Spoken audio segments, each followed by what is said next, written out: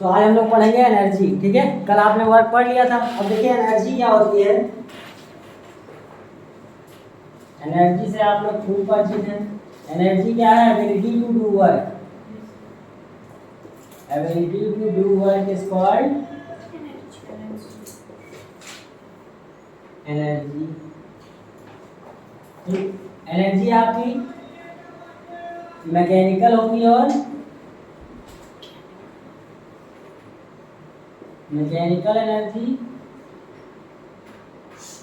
दूसरी आपकी natural energy. Natural energy में कौन सा आएगा? Sound energy, wind energy, light energy, गोबर एनर्जी, ठीक है, आर्मी एनर्जी सब आ जाएगा। और क्या, जितनी भी नेचुरली फाउंड एनर्जीज हैं उन सबको हम क्या कहेंगे? Natural energy. Sound, wind, conventional, non conventional, renewable, non renewable सब आ जाएगा इसके अंदर। उसके बारे में आपको लोग ज़्यादा जानते ही, उसके बारे में बेसिकली ज़्यादा हमको पढ़ना नहीं है। हमको पढ़ना मैकेनिकल के बारे में।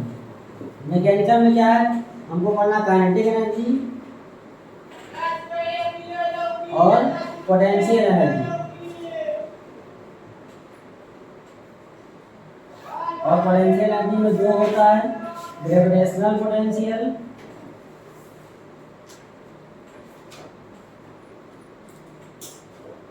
और दूसरा है इलास्टिक पोटेंशियल। ठीक,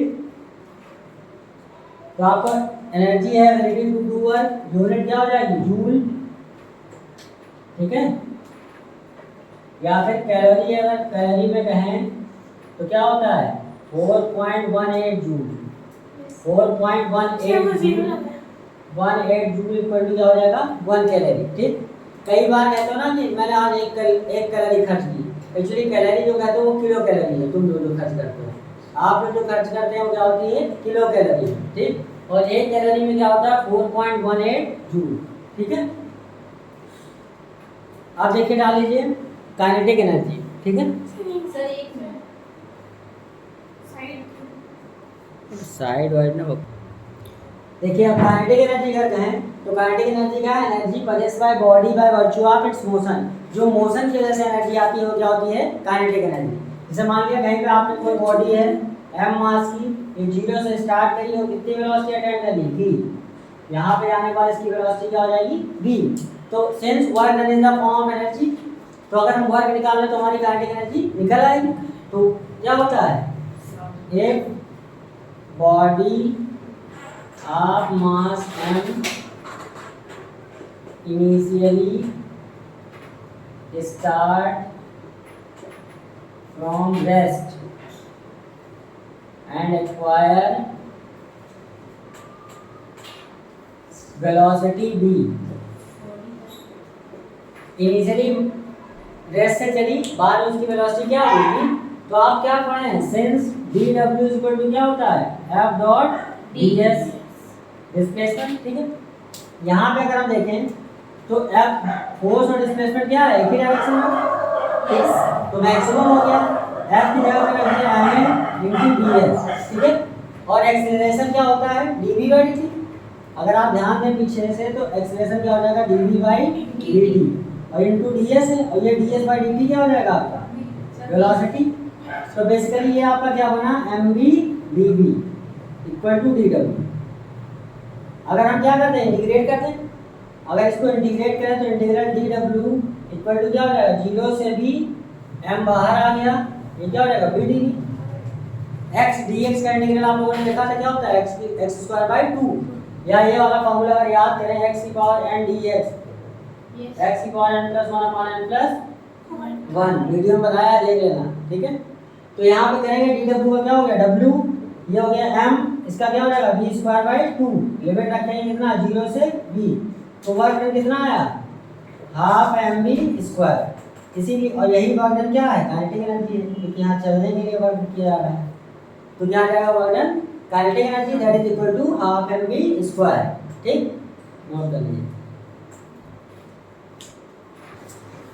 देखिए आप लोगों ने कहा काइनेटिक एनर्जी क्या है? Half mv square. अगर हम इसको फॉर्मूले को और मोटी थोड़ा चेंज करना चाहें तो आप लोगों ने मोमेंटम के टर्म में अगर इसको निकालना चाहें तो क्या हो जाएगा? अगर मोमेंटम के टर्म में इसको चेंज करना चाहें तो काइनेटिक एनर्जी आपका हो गया हाफ mv स्क्वायर। अगर हम इसको m से ऊपर नीचे मल्टीप्लाई करें तो क्या आ जाएगा, mv का whole square by m। t equal to क्या होता है mv, तो वहाँ पे ऊपर रख देंगे हम तो क्या हो जाएगा half p square by m, ये हो जाएगा k। तो काइनेटिक एनर्जी क्या आ गई p स्क्वायर बाई 2m, क्या आ गई p स्क्वायर। अब जैसे क्वेश्चन आएगा आपका इफ मोमेंटम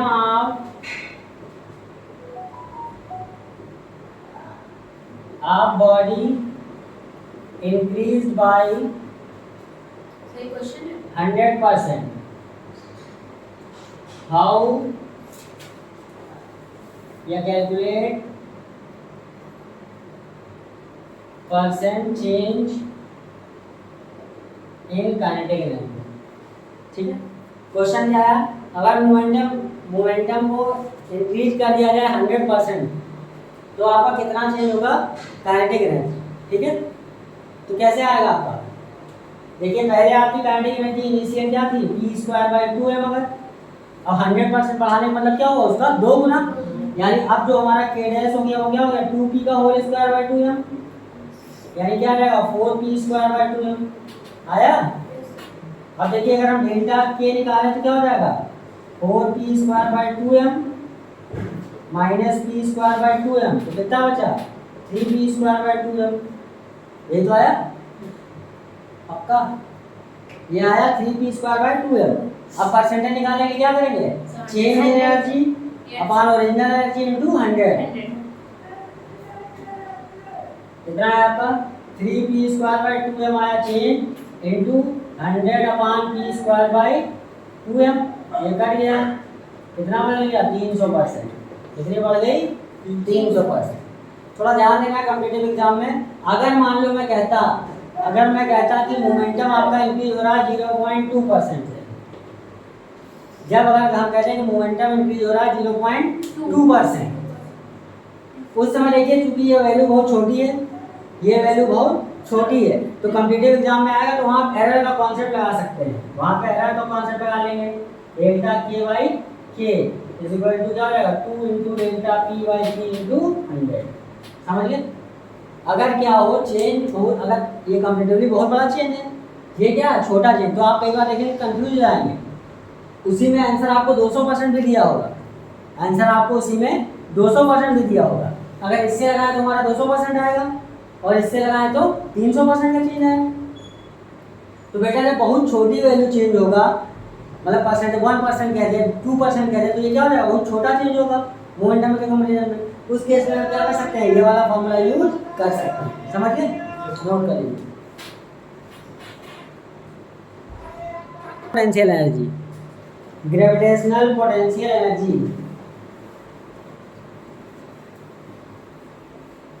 तो लिखिए energy possessed by any body, energy possessed by any body by virtue of its position।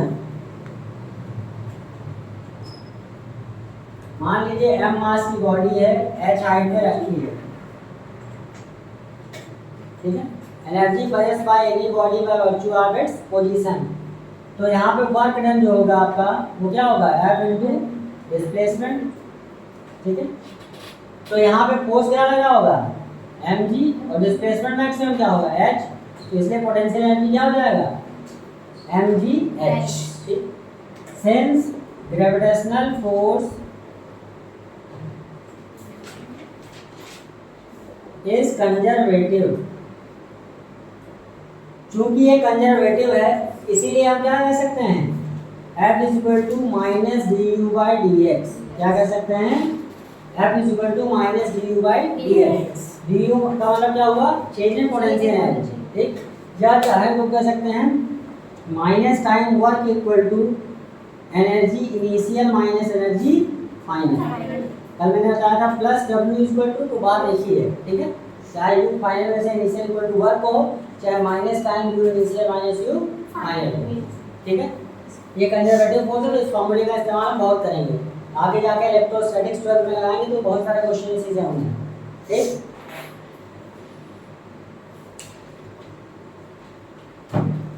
Note कर लीजिए। अगला देखिए बेटा, दूसरी पोटेंशियल एनर्जी आपको पढ़ना है इलास्टिक पोटेंशियल एनर्जी, ठीक है। तो इलास्टिक पोटेंशियल एनर्जी क्या है, लिख लीजिए, एनर्जी पजेस्ड बाय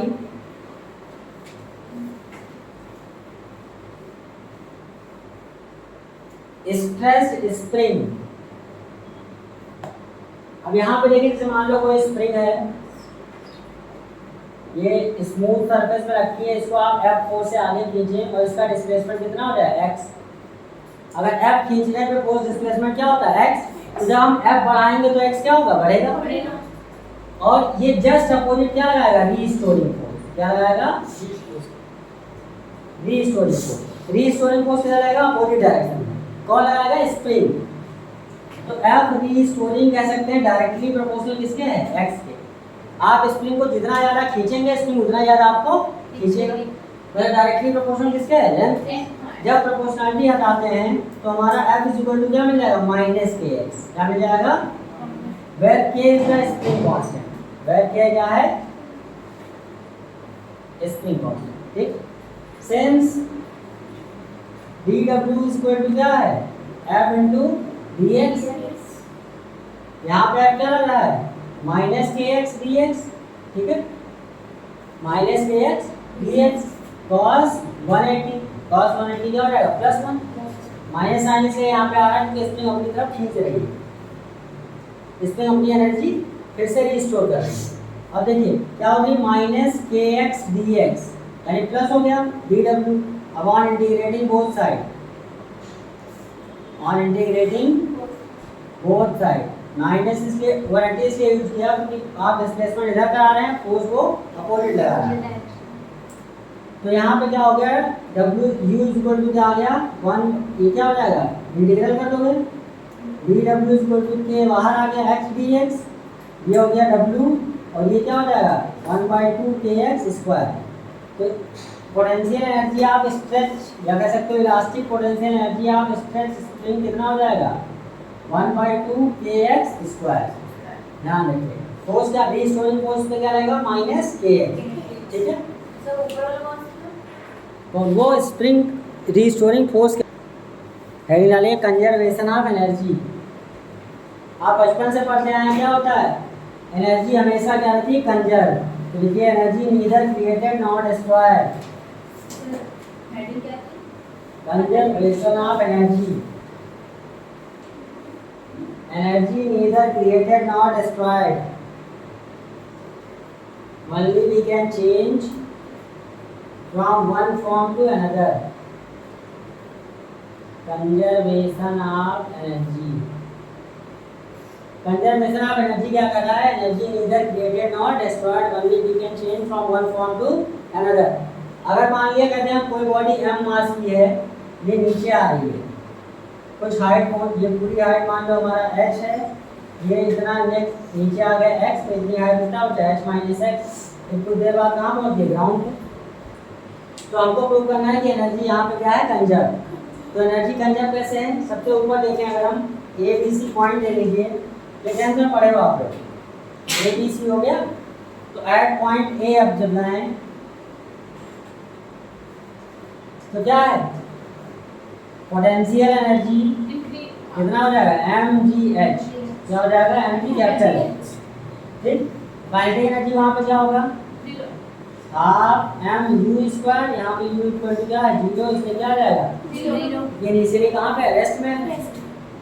अब आप देखें तो टोटल एनर्जी है कितना आ गया, mgh + 0, यानी कुल मिला क्या आया, mgh। अब आ रही है बी पॉइंट पे, at point B, point B पे जाइए तो देखिए यहाँ पे नीचे x करके आ रहा है ना, नीचे कितना करके आ रहा है h। तो अब इसकी हाइट कितनी बची, h - h। तो पोटेंशियल एनर्जी कितना हो जाएगा, mgh - h। काइनेटिक एनर्जी क्या हो जाएगी, हाफ mv²। यहाँ पे जो वेलोसिटी, वो वेलोसिटी होगी कहाँ है, सिंस dv² इक्वल टू क्या है, 2gx। ये ऊपर से नीचे आ रहा है ना, v² equal to u² + 2as। u क्या हो गया 0, तो इसे यहाँ पे पहुँचते समय क्या हो गया 2gx। तो काइनेटिक एनर्जी अगर वैल्यू रखते हैं कितना आ जाएगा, mgx ही तो आएगा। इसकी वैल्यू यहाँ रखो तो 2 कट गया, mgh तो हुआ टोटल एनर्जी एट B कितना हो जाएगा mgh minus x plus mgx, ये वाला कुल मिला के mgh mgh करके यहाँ पे क्या आएगा mgh। अब एट पॉइंट C पे अगर आप चले आए तो क्या देखेंगे पोटेंशियल एनर्जी अब क्या हो गई जीरो, ये हाइट जीरो, काइनेटिक एनर्जी क्या हो जाएगी हाफ m bc स्क्वायर यहाँ पे क्या होगा 2gh के बराबर, क्योंकि पूरी की पूरी हाइट नीचे गिर गया ना। Yes sir. इसकी वैल्यू यहाँ रखो तो काइनेटिक एनर्जी क्या हो जाएगा mgh ही तो हो जाएगा। फिर टोटल एनर्जी क्या हो गया आपने देखा क्या total energy at A B C सब जगह क्या है mgh, तो आपने कह दिया कि total energy at A equal to total energy at B equal to total energy at C equal to mgh। तो इसलिए हम कह सकते हैं क्या है जो कंजर्वेशन ऑफ एनर्जी है वो होल्ड हो रहा है। एनर्जी हमेशा क्या होता है एक फॉर्म से दूसरे फॉर्म में कन्वर्ट। यहाँ पे टोटली क्या था पोटेंशियल एनर्जी, फिर यहाँ पहुंचे तो काइनेटिक पोटेंशियल दोनों हो गया, यहाँ पे पहुंचे तो क्या बचा फिर काइनेटिक। अगर मैं कहूँ आपसे कि इसका ग्राफ बना डालिए, अगर मैं आपसे कहूँ कि इसका ग्राफ बनाना है तो सबसे पहले हमारी एनर्जी क्या है टोटल पोटेंशियल एनर्जी इसके बराबर mgh, ठीक। फिर तब उस समय काइनेटिक एनर्जी क्या है जीरो, काइनेटिक एनर्जी क्या है जीरो। इधर कहते हैं हम एनर्जी टोटल एनर्जी है, इधर क्या कहें total energy. Total energy mgh है वो हमेशा क्या है कांस्टेंट, क्या है कांस्टेंट। पहले यहाँ से क्या हुआ जब पोटेंशियल एनर्जी मैक्सिमम था तो काइनेटिक एनर्जी मिनिमम, यानी ये ऐसे बढ़ रही है जब काइनेटिक एनर्जी आपकी बढ़ना शुरू हुई तो पोटेंशियल एनर्जी घटना शुरू हुई, ठीक। एक पॉइंट ऐसा आएगा जहाँ पे क्या हो जाएगा काइनेटिक पोटेंशियल दोनों बराबर, यहाँ पे दोनों इंटरसेक्ट करेंगे वो पॉइंट पे काइनेटिक पोटेंशियल क्या हो जाएगा बराबर, ठीक। इधर आप क्या कर सकते हैं इधर लिख लीजिए h, ठीक। समझ गए, ये इसका आप प्रिंट कर लीजिए।